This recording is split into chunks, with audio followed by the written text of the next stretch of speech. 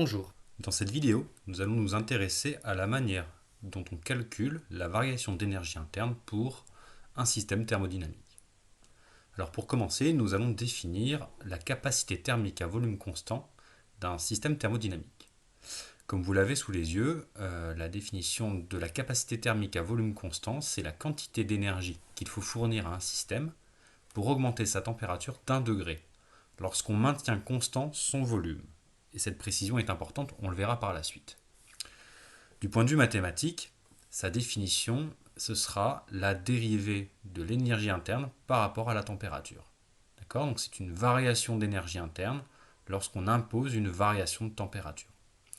Alors, en réalité, la vraie définition est la suivante.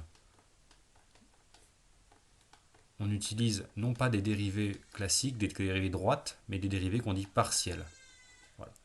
Dans les cas qui vont nous intéresser, cette expression et cette expression sont identiques, donc j'ai préféré vous donner cette expression un petit peu simplifiée. Mais vous allez voir qu'on ne va pas vraiment l'utiliser. Alors, quelle est l'unité de la capacité thermique ? Eh bien, si vous regardez bien, c'est un rapport d'une énergie sur une température, donc son unité, ce sera le joule par Kelvin. Donc si vous avez une capacité thermique, par exemple, de 1000 joules par Kelvin, ça veut dire que si vous voulez augmenter la température du corps d'1 degré, il vous faudra fournir 1000 joules à ce corps. Faites bien attention, on rencontre assez régulièrement la capacité thermique molaire. On la note en général petit cv, c'est pas toujours très lisible dans les énoncés, donc il va falloir regarder des unités pour ça. La capacité thermique molaire, c'est la même chose que la capacité thermique normale, divisée par la quantité de matière. C'est-à-dire que c'est la quantité d'énergie à fournir pour augmenter la température d'1 degré pour une mole de corps. À ce moment-là, vous voyez que l'unité, elle sera un petit peu différente. Ce sera le joule par Kelvin mol. Donc pour savoir si vous avez affaire dans un énoncé à une capacité thermique ou à une capacité thermique molaire, regardez bien les unités. On trouve également la capacité thermique massique qui sera grand CV sur la masse M et l'unité sera en joules par Kelvin kilogramme. On l'utilisera beaucoup pour l'eau liquide, on le verra un peu plus tard.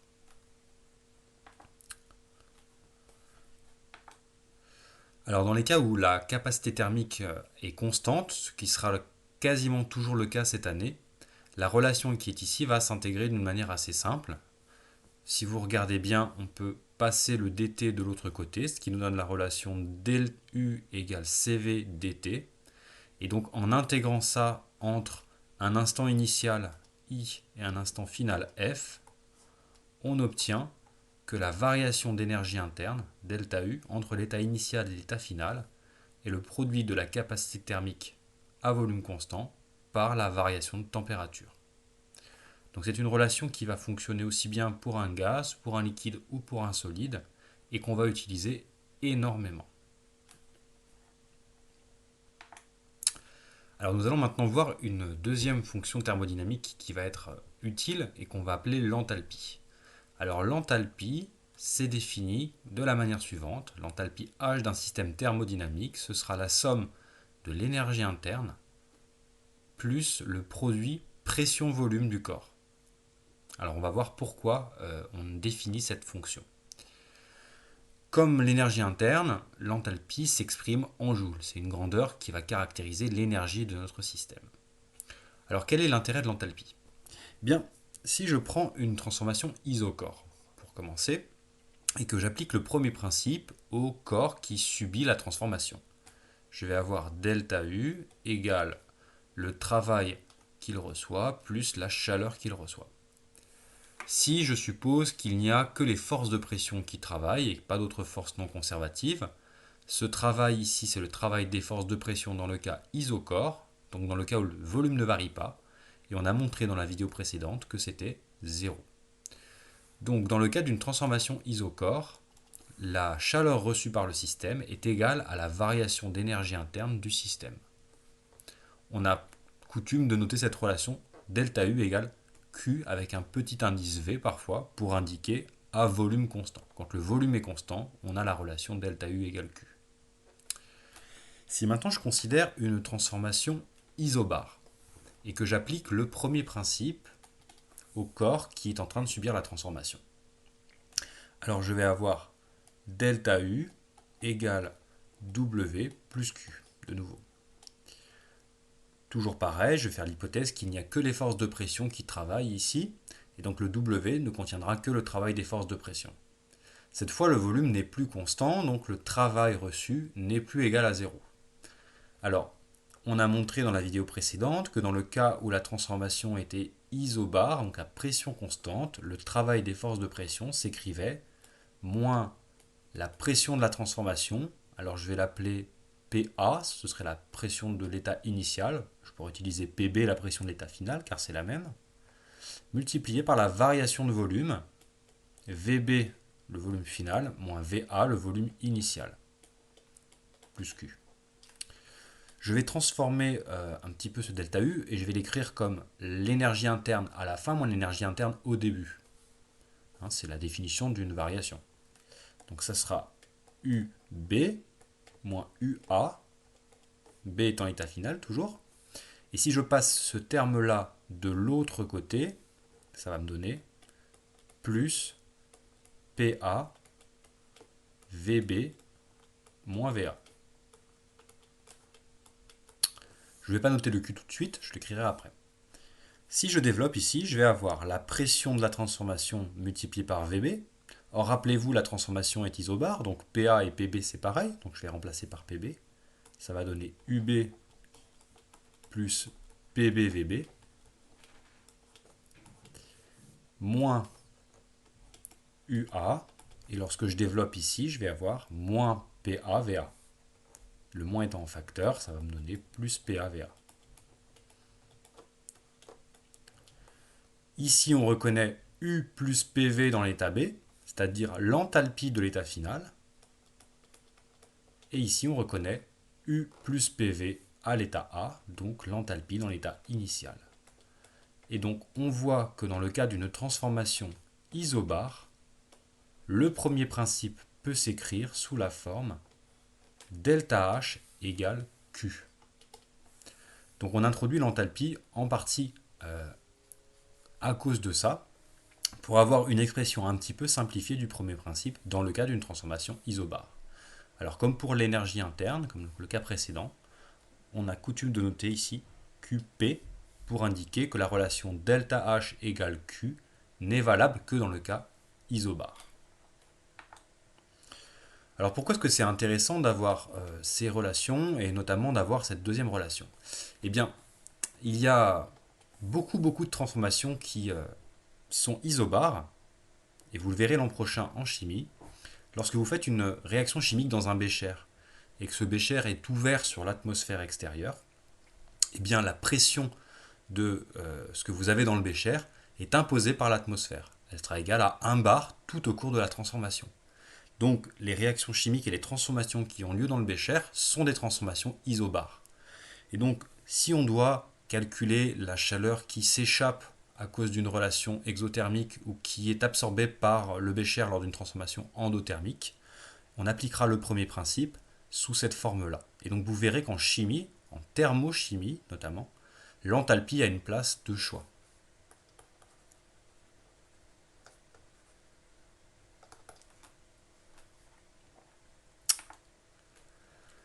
Alors qu'est-ce qu'on peut dire de l'enthalpie d'un gaz parfait? Eh bien, pour un gaz parfait, si je pars de la définition de l'enthalpie, j'ai H égale U plus PV. Et pour un gaz parfait, PV c'est nRT. Bon. On a montré dans le premier chapitre de thermo que l'énergie interne n'était fonction que de la température pour un gaz parfait. C'est ce qu'on avait appelé la première loi de Joule. Donc ce terme-là ne dépend que de la température. NR sont des constantes, donc le deuxième terme ne dépend également que de la température. On en déduit donc que l'enthalpie ne dépend que de la température. Donc ce sera ce qu'on va appeler la seconde loi de Joule, qui stipule que l'enthalpie d'un gaz parfait est uniquement fonction de la température. Bon.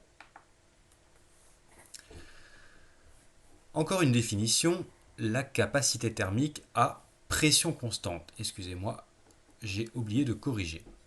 Donc ce qu'on va appeler la capacité thermique à pression constante, ce sera la quantité d'énergie à fournir à un système pour augmenter sa température d'1 degré lorsqu'on maintient sa pression constante. Sa définition mathématique sera la suivante. Cp, le P pour pression, égale dH sur dt. Comme pour la capacité thermique à volume constant, la vraie définition, c'est d rond H sur d rond T, c'est une dérivée partielle avec une pression constante. Ces deux expressions seront identiques dans les cas qui nous concernent, donc on retiendra cette relation pour le moment. L'unité de la capacité thermique à pression constante, comme pour la capacité thermique à volume constant, ce sera des joules divisé par des Kelvin, donc des joules par Kelvin. Bon. Comme pour la capacité thermique à volume constant, vous rencontrerez la capacité thermique molaire, donc Cp sur N, et également la capacité thermique massique, c'est-à-dire Cp sur la masse M. Pour savoir à qui vous avez affaire, toujours pareil, vous regardez les unités. Ici, vous aurez quelque chose en joule par mol Kelvin, ici en joule par kilogramme Kelvin. Alors, dans les cas où la capacité thermique à pression constante est constante, eh bien, comme pour la relation précédente, si on sépare les variables, on peut obtenir dH égale Cp dt, et en intégrant entre un état initial et un état final, on aboutit à la relation suivante qui nous dit que la variation d'enthalpie, ce sera Cp delta T, relation qu'on utilisera quasiment toujours sous cette forme cette année, car le coefficient Cp sera supposé constant. En réalité, les seuls moments où vous considérerez les capacités thermiques non constantes, ce sera l'année prochaine en thermochimie.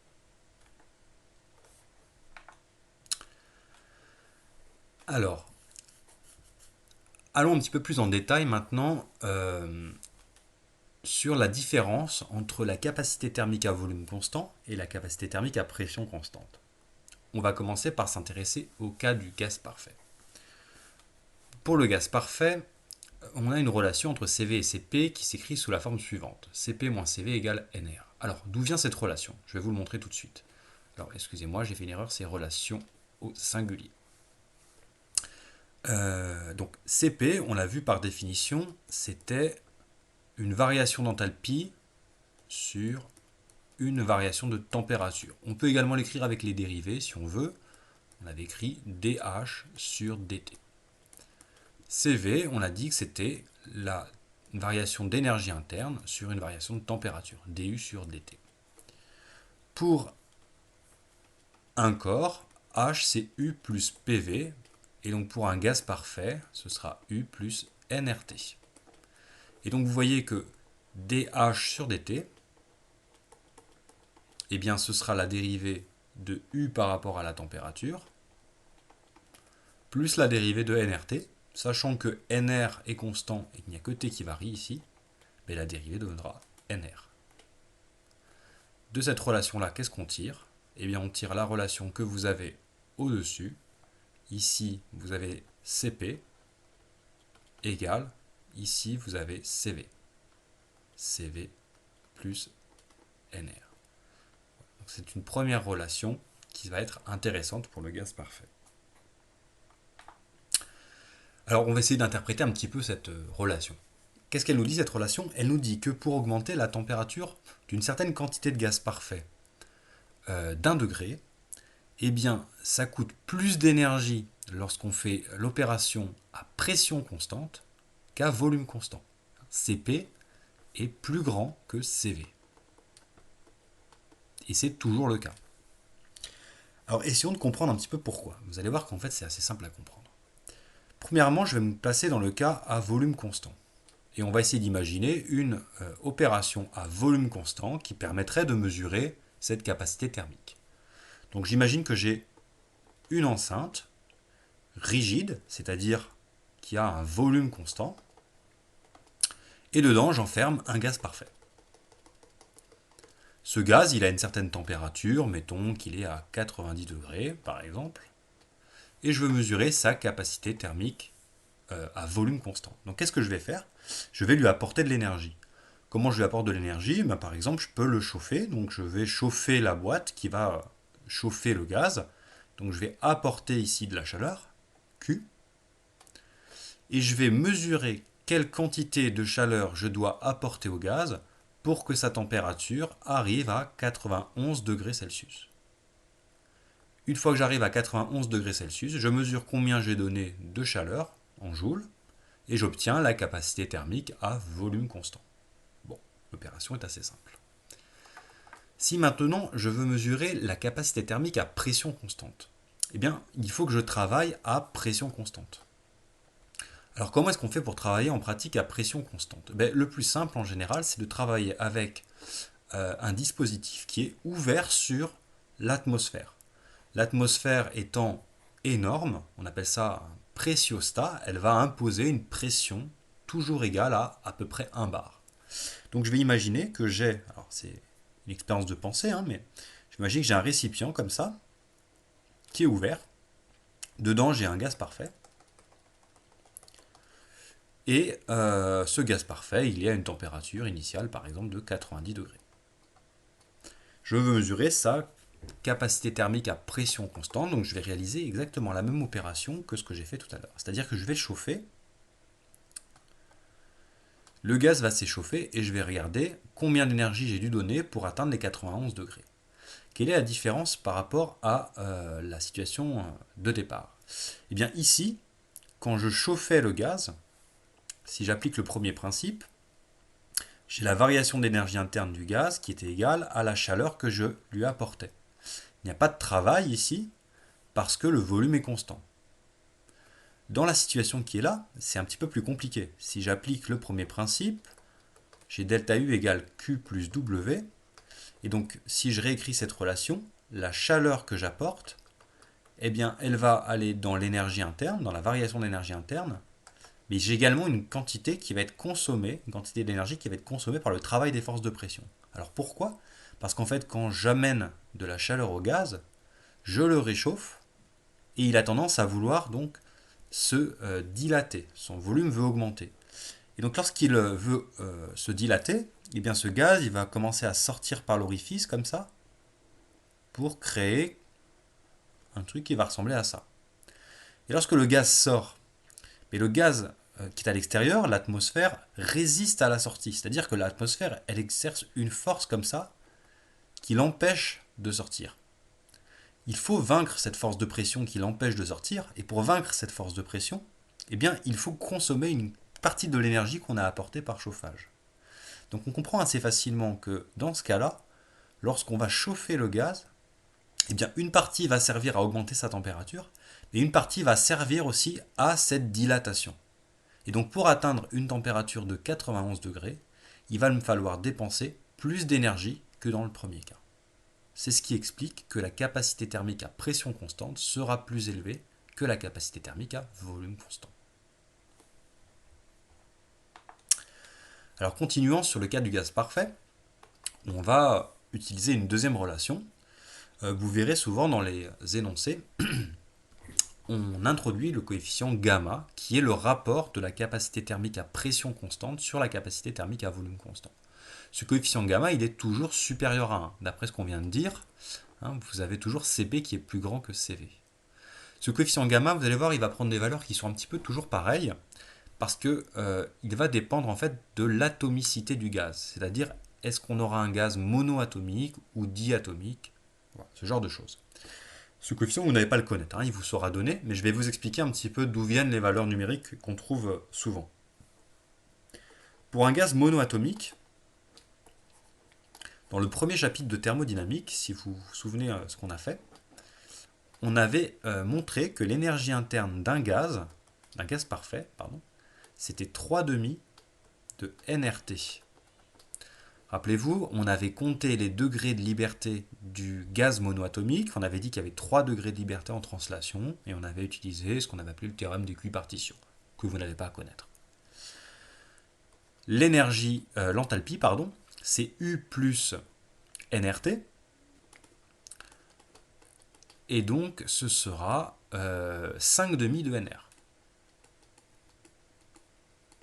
nRT. Et donc lorsqu'on va faire le calcul du rapport de Cp sur Cv, eh bien on va écrire que delta H c'est Cp delta T, delta U c'est CV delta T. Et donc lorsque vous divisez delta H par delta U, ben, vous voyez que vous trouvez CP sur CV. Donc le coefficient gamma ici, c'est la même chose que le rapport delta H sur delta U. Et si vous regardez ce qu'on a ici, vous avez nRT sur 2 dans chacune des expressions, et vous allez donc trouver 5 tiers, c'est-à-dire à peu près 1,67. Donc pour un gaz monoatomique, on trouvera un coefficient gamma qui vaut 1,67 en général. Pour un gaz diatomique, la situation est un petit peu différente. On a vu dans le premier chapitre de thermo que l'énergie interne du gaz, c'était cette fois 5,5 de nRT. Parce qu'il y avait 2 degrés de liberté supplémentaires qui correspondaient aux rotations de la molécule diatomique. Du coup, l'enthalpie va s'écrire 7,5 de nRT. Et donc par le même raisonnement, on va trouver que le coefficient gamma du gaz diatomique, ce sera 7 cinquièmes. Et 7 cinquièmes, ça vaut 1,4. Donc ça, c'est des valeurs que vous trouverez très très souvent dans les exercices. Vous n'avez absolument pas à les connaître. Je vous fais ce petit raisonnement pour vous montrer d'où ils viennent. Mais voilà, vous les retrouverez assez régulièrement. Alors, on va essayer de combiner la relation qui est ici, qui est la définition du coefficient gamma, avec la relation de Mayer du dessus. Et lorsqu'on les combine, on va trouver que CV peut s'écrire sous cette forme et CP sous cette forme. Alors je m'explique. Si je pars de la relation de Mayer qui me dit que CP, c'est CV plus NR, et que j'utilise cette relation qui est là, bien je peux remplacer CP par gamma CV. Donc, je vais écrire que gamma CV, c'est CV plus NR. Vous passez ce CV de l'autre côté, vous factorisez, et vous obtenez la relation CV égale NR sur gamma moins 1. Le coefficient CP étant égal à gamma CV, on obtient donc la deuxième expression qui est ici, et qui va nous permettre d'exprimer la capacité thermique à pression et à volume constant pour un gaz parfait. Qu'est-ce qu'on peut dire maintenant des capacités thermiques à volume et à pression constante dans le cas d'une phase condensée? Une phase condensée, c'est un liquide ou un solide. Alors, pour une phase condensée, l'énergie interne ne dépend que de la température. Alors, on n'a pas parlé pour le moment, donc je vous le dis que maintenant. L'énergie interne, rappelez-vous, dans un système thermodynamique, c'était la somme de l'énergie cinétique microscopique plus l'énergie potentielle intérieure. L'énergie cinétique microscopique, c'était ce qui nous avait permis de définir la température. Et l'énergie potentielle intérieure, c'est tout ce qui concerne les interactions des particules de notre système thermodynamique les unes avec les autres. Dans le cas du gaz parfait, rappelez-vous, ce terme d'énergie potentielle intérieure, on avait considéré qu'il était égal à 0. Dans une phase condensée, donc un liquide ou un solide, les distances entre particules sont beaucoup plus faibles que dans un gaz. Donc ce terme-là, il n'est absolument pas négligeable.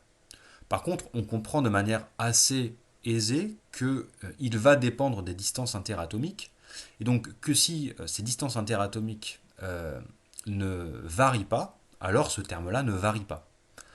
Or, nous, on va faire l'hypothèse quasiment tout le temps que les phases condensées, donc liquides-solides, sont incompressibles, c'est-à-dire qu'ils ont un volume constant. À partir du moment où leur volume est constant, eh bien, la distance entre les particules qui les constituent va rester grosso modo la même. Donc ce terme-là va rester le même. Donc, on peut expliquer que l'énergie interne d'une phase condensée ne dépend quasiment que de la température, parce que ces corps sont quasiment incompressibles. On fera donc cette hypothèse. Si maintenant je m'intéresse à l'enthalpie, bien l'enthalpie, je vous rappelle, c'est U plus PV. On vient de voir que U ne dépendait que de la température. Par contre, le produit PV, lui, il ne dépend pas que de la température. On ne peut absolument pas écrire que PV c'est nRT. Là, on n'est plus dans un gaz parfait. Donc H va dépendre de la température, de la pression et du volume. Bon, donc ça c'est un petit peu embêtant. Alors on a de la chance parce que nous, souvent, ce qu'on va calculer, c'est la variation d'enthalpie. Si on part de la variation d'enthalpie, on a delta H qui vaut delta U plus delta du second terme, c'est le terme PV. Alors on peut montrer par des calculs d'ordre de grandeur que je ne ferai pas ici, mais ça se montre ça se trouve assez facilement, pardon. Donc on peut montrer que par des calculs d'ordre de grandeur, que si la pression varie assez peu, ce qui sera souvent le cas, et bien en fait ce terme, la variation du terme PV, est toujours très petite devant la variation de l'énergie interne. Donc on va pouvoir dire que pour une phase condensée, la variation d'énergie interne et la variation d'enthalpie, c'est la même chose. Donc là, il faut bien comprendre le raisonnement.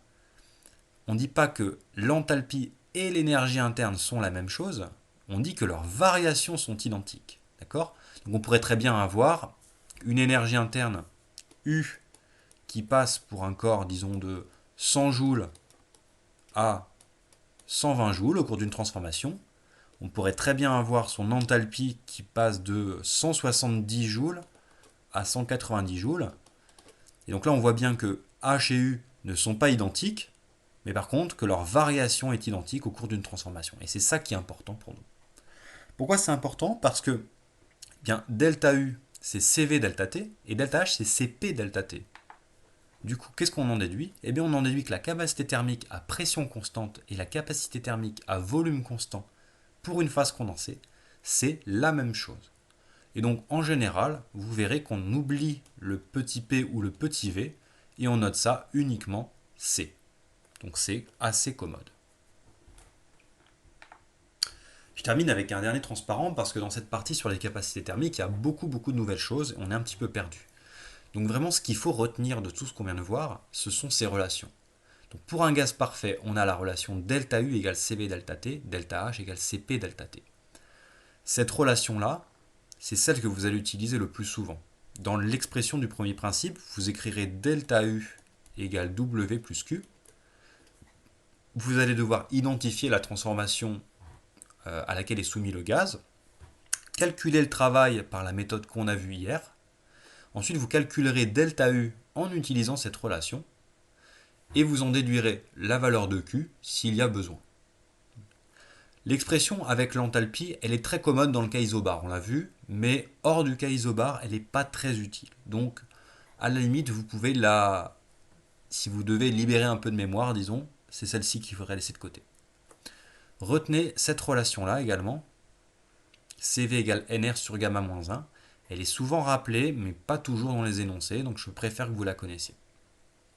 Pour une phase condensée, qu'est-ce qu'on retient? On retient que delta U égale C delta T, donc c'est comme pour le gaz parfait, sauf qu'on va enlever le petit v, et delta H égale C delta T également. Voilà. Au final, il y a assez peu de choses à retenir.